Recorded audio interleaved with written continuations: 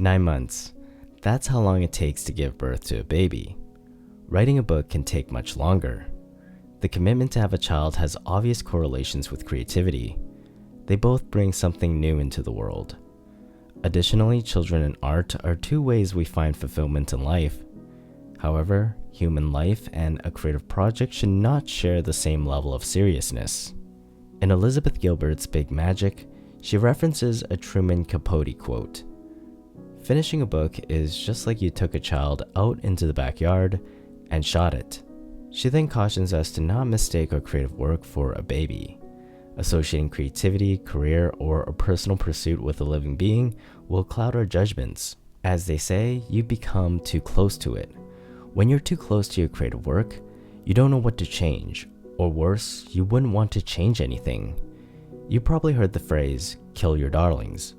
This famous quote reminds us that in order to improve our work, we'll need to cut out the parts we love the most. If your work is as precious to you as your newborn, you won't see all the imperfections. You nurture it, but it doesn't get better, and you wouldn't create anything new because you spend all your time focused on polishing your one gem. You'd be reluctant to build, mold, and transform your work because it's comforting the way it is, and there's an expectation to love it unconditionally. Have you ever seen a mother look at her ugly baby? She doesn't think it's ugly. She loves the child and genuinely believes that the hideous thing will grow up to be a movie star or a supermodel. If you were to go up to the mother and criticize her infant, she would most likely bite your face off. If you compare your creative work to your baby, you may not be able to see all her flaws. If you can't see the problems, you can't help. When called upon, you won't be able to cut 30% of your work. When someone criticizes or corrects your child, you'd reject their words or go into a guilty, shameful spiral. Imagine someone telling you that your kid needs a facelift before they are willing to buy her. Parents want to protect their babies. It's instinctual. And while your creative work needs some nurturing, you may also coddle it for too long. Your reluctance to send it out will hinder your growth as a writer, and your work will never improve. But the reality remains. If you treat your work like a human, you can end up sheltering it in your drawers or on your hard drive for 18 years or more. By that time, you would have missed out on a lot of opportunities. We give our blood, sweat, and tears to our creative work. We put everything we had into it. We sacrifice and endure to create a piece of art the same way we would for a son or daughter. Describing our work as our baby gives it a deeper meaning. In a way, it sounds endearing. You cast a soft light on your creation. You put a lot of care into it, and that's how you want to market it. This baby is handmade with love, not manufactured. But on the back end, it causes too much emotional connection to the piece. Like a helicopter parent, this can end up doing more harm to the child than good.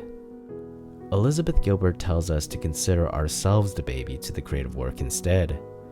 We are not the ones who need to give birth and raise our creativity.